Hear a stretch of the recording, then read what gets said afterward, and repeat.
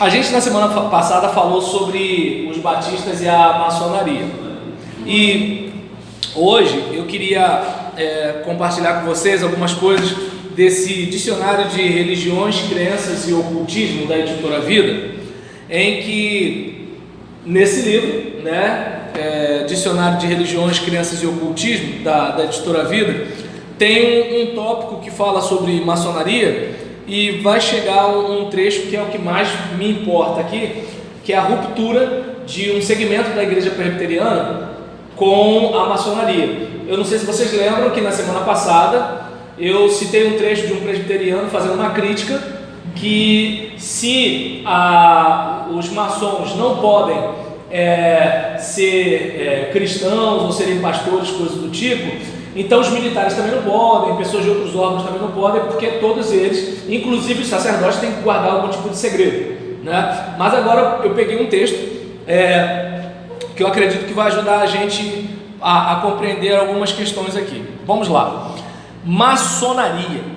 É difícil determinar o início da maçonaria, dado que há muitas versões para o seu surgimento.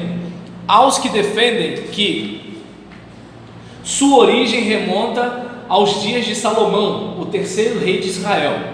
Outros, porém, atribuem seu começo à Idade Média, com a confraria de pedreiros, quando seria conhecida como maçonaria operativa.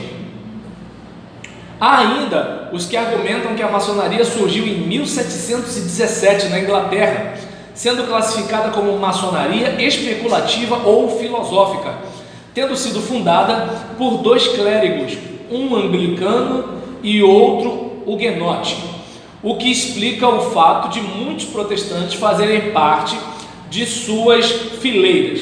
Então a gente percebe que há de certa forma uma aproximação entre protestantes e maçons, remontando a tempos mais antigos, conforme diz aqui o dicionário.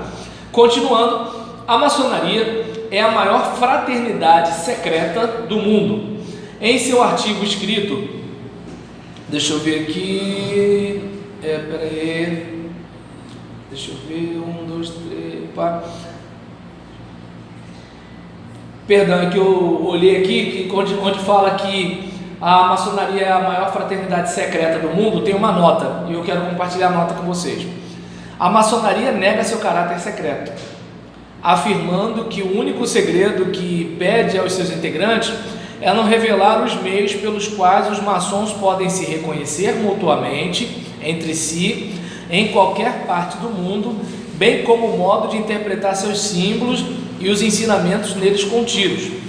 Em favor de seu caráter não secreto, afirma que em cada país onde se instala recebe personalidade jurídica.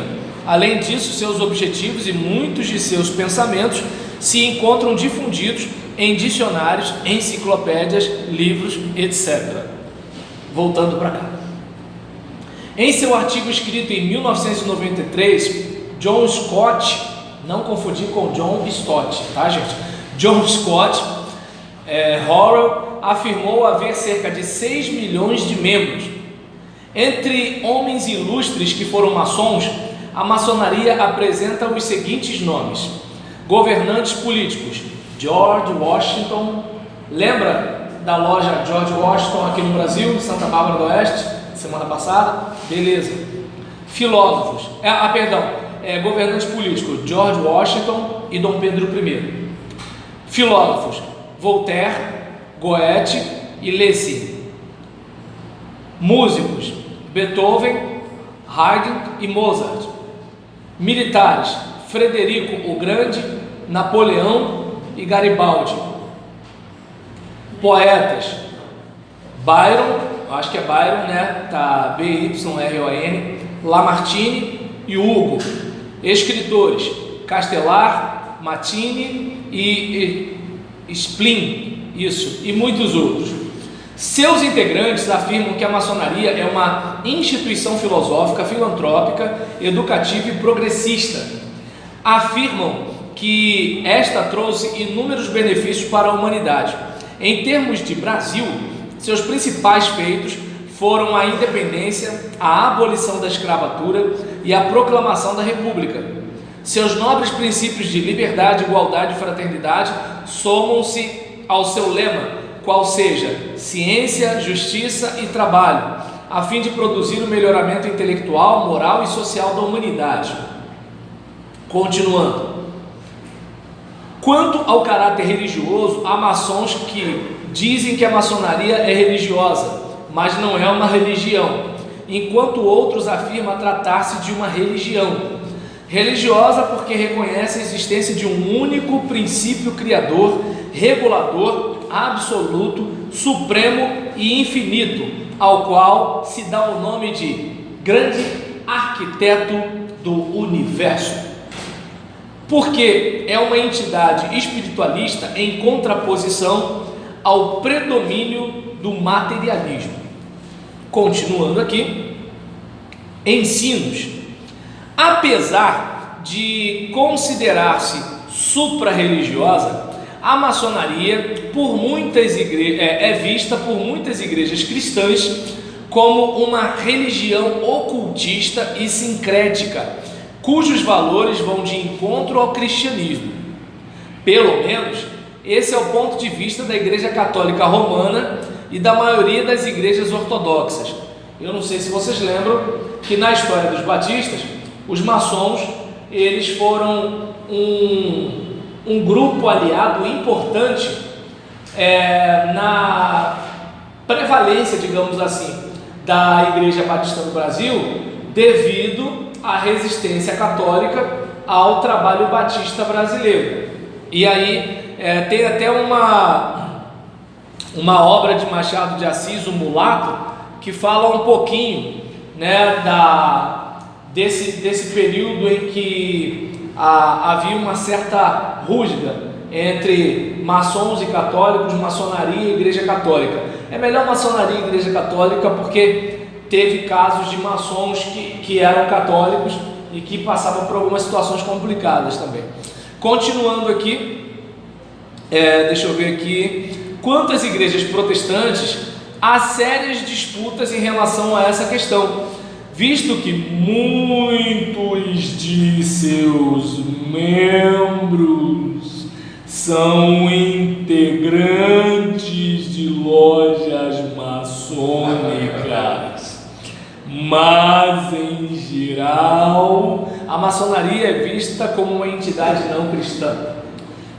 Um exemplo notório dessa tensão no protestantismo brasileiro foi o surgimento da Igreja Presbiteriana Independente, que se separou da Igreja Presbiteriana do Brasil em 1903, devido à sua tolerância e simpatia para com a maçonaria. Não sou eu que estou dizendo, é o autor, amigo, é o autor do dicionário falando sobre a cisão ou cisma na Igreja Presbiteriana.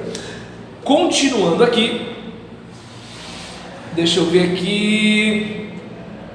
O mentor dessa separação, o reverendo Eduardo Carlos Pereira, vivendo entre 1855 a 1923, escreveu uma obra intitulada A Maçonaria e a Igreja Cristã, baseada num protesto que escreveu em 20 de julho de 1900, contra uma decisão do Sínodo. Sínodo é o órgão máximo da Igreja Presbiteriana, tomada naquele ano, na qual admitia a conciliação entre maçonaria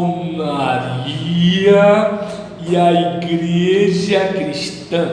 Nesta obra, o reverendo Pereira tenta demonstrar a incompatibilidade existente entre ambas as instituições, comparando o conteúdo da literatura maçônica disponível com a Bíblia Sagrada.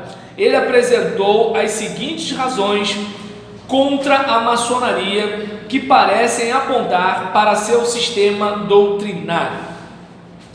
Primeiro, é uma sociedade secreta. Este caráter de secretismo, não confundir com sincretismo, tá? Secretismo, Esse caráter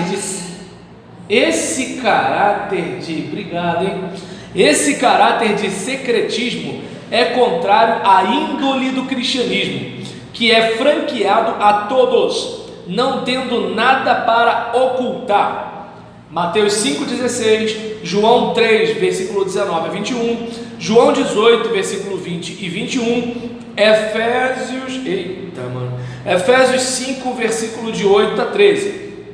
Segundo, é uma sociedade mundana que exige de seus membros juramento solene de íntima fraternidade.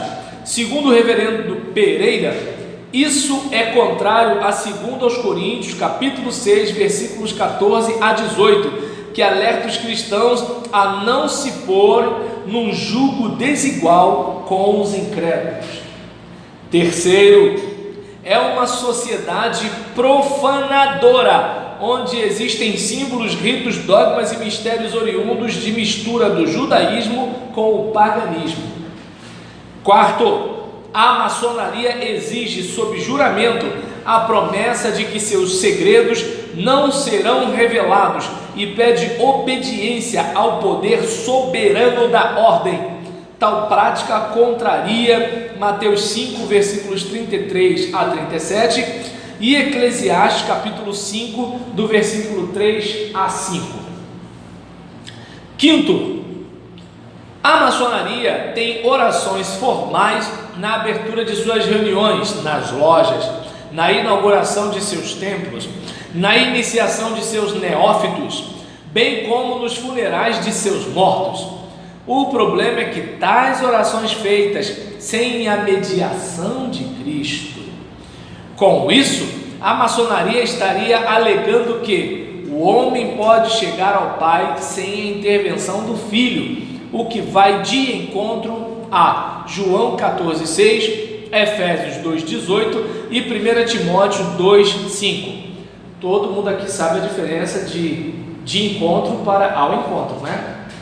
Eu sei que na igreja as pessoas falam assim: Senhor, vai de encontro ao irmão Jurandir. Não, vai de encontro é bater, é colidir, entendeu? É vai ao encontro, atenda, ajuda, né? Mas como Deus conhece nossos corações, Ele entende que o irmão ou a irmã quis orar.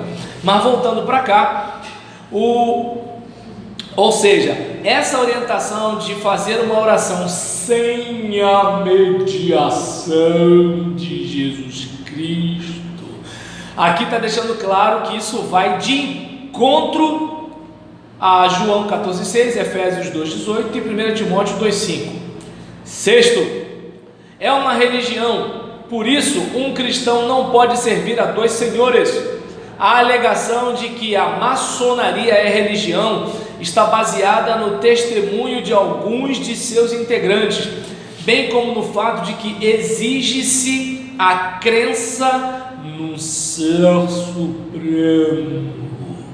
Há templos, altares, purificações, ritos, símbolos, mistérios, dogmas, deveres, virtudes, serviços fúnebres, etc.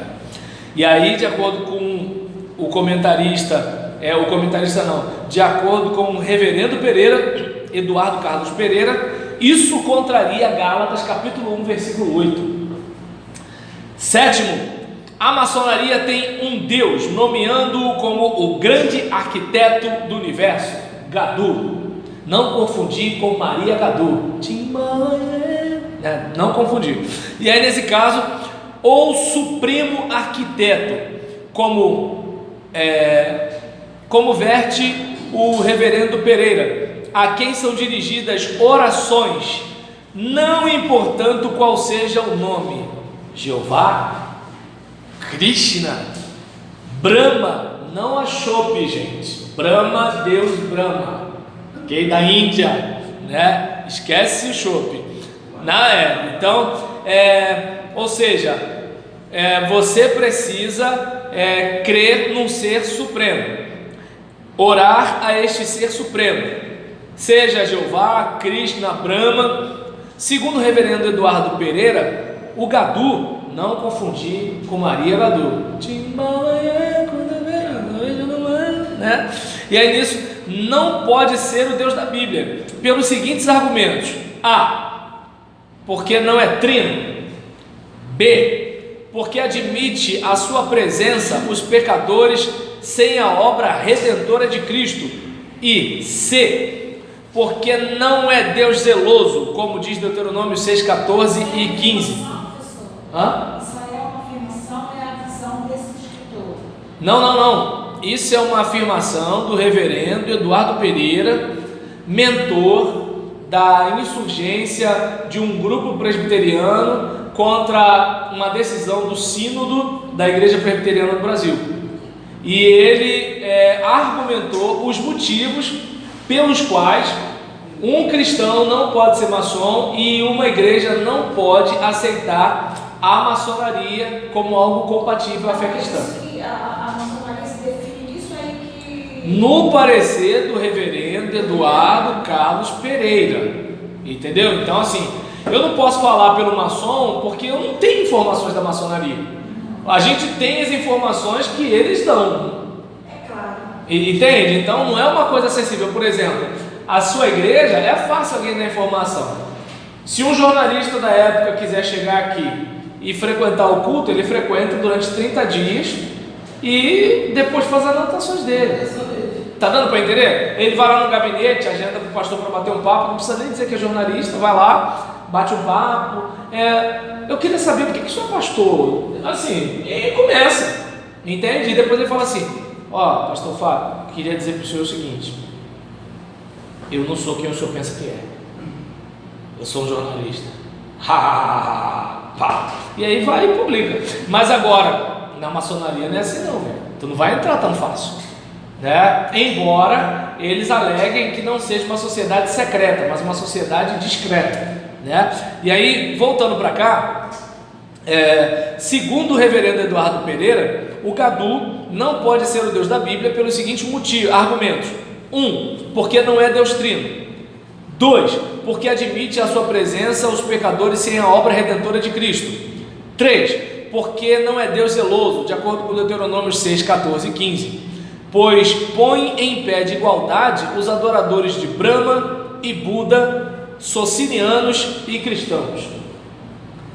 E aí a gente falou sobre vários argumentos, né? Que a maçonaria é uma sociedade, segundo o reverendo Pereira, a maçonaria é uma sociedade secreta, uma sociedade mundana, é uma sociedade profanadora, exige sob o juramento a promessa de que seus segredos não serão revelados e pede obediência ao poder supremo, soberano da ordem. Tem orações formais na abertura de suas reuniões, nas lojas ou inauguração de seus templos, na iniciação de seus neófitos, bem como nos funerais dos seus mortos.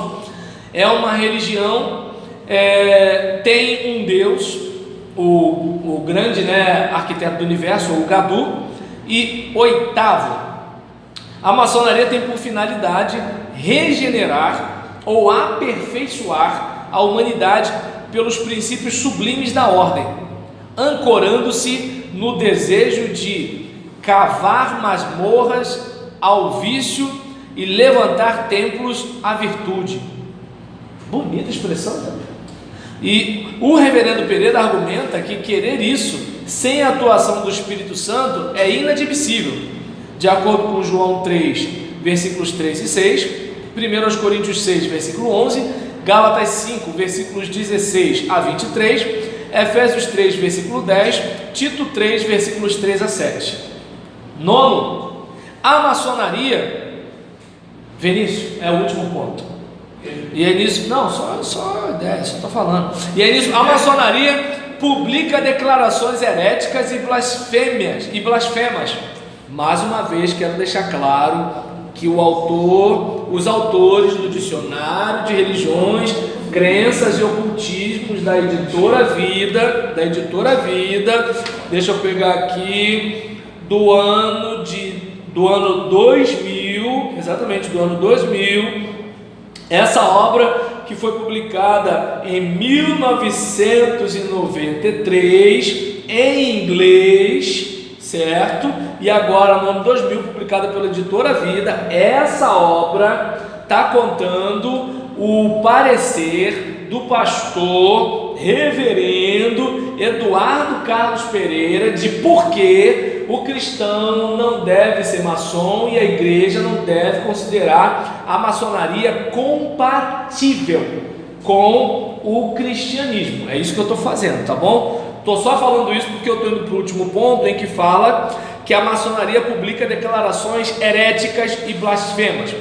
Reverendo Eduardo cita alguns números de A Verdade, um órgão de propaganda maçônica da época, número 107, 109 e 110 do ano 3, ou ano terceiro, que trazem as seguintes frases: a maçonaria é uma religião, seu fim é regenerar a humanidade pela prática da moral maçônica.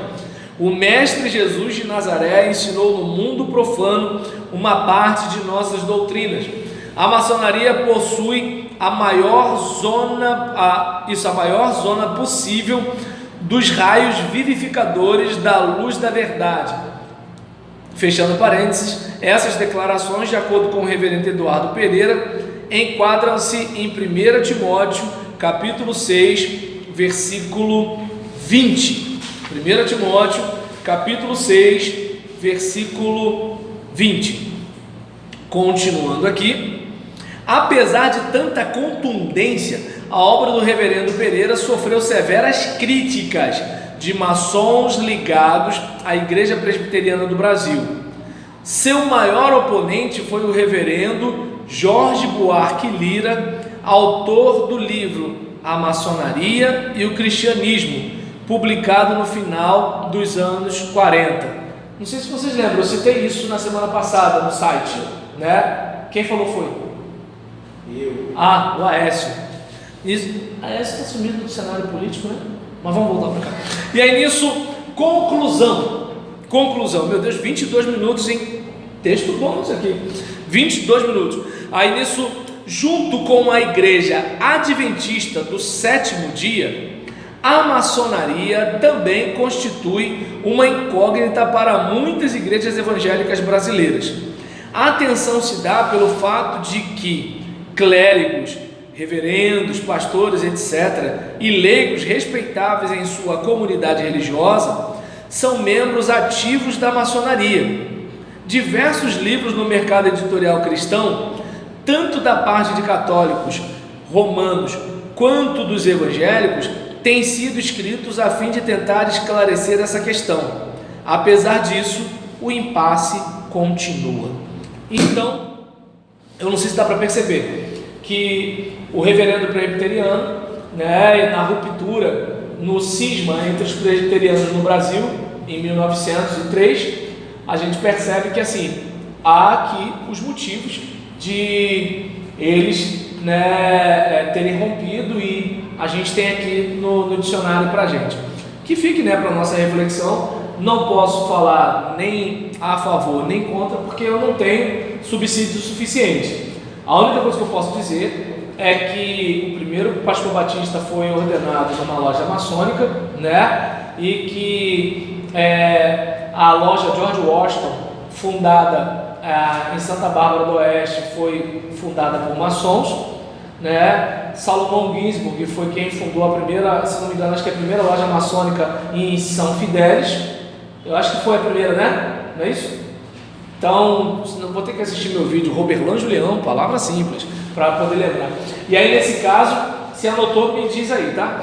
E aí, nesse caso, assim, várias questões em que os batistas, eles firmaram uma parceria, não todos os batistas, mas líderes, como tinham missionários, coisas do tipo assim, que tinha um certo trânsito, né? Como por exemplo Salomão Ginsburg, né? Que trouxe o movimento batista para cá, para São João de Meriti, e elaborou o cantor cristão. Então, assim, são coisas que fizeram parte da nossa história. Em alguns casos talvez esteja fazendo, a gente não sabe, né? E aquele caso, né? Assim, Há aqueles que dizem que não tem como, não é possível, há aqueles que dizem que não tem nada a ver, mas como não é uma coisa muito fácil da gente saber como é, então eu confesso para vocês que eu fico sem entrar em algum detalhe, mas agora eu entendo que, como aula de História dos Batistas, eu não podia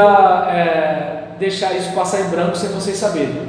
Eu gostaria muito que nas minhas aulas de História dos Batistas tivesse um tópico falando, né, sobre os batistas e a maçonaria, coisa que eu não tive, né? Então é importante por aí. Então vamos fechar esse bloco e pegar algumas coisas em literaturas de cunho batista, né, tanto no aspecto denominacional quanto de pesquisas que não são da denominação, mas são sobre a denominação. E eu acredito que vai ser legal a gente refletir um pouquinho sobre isso. Então, fechando aqui. Espera aí.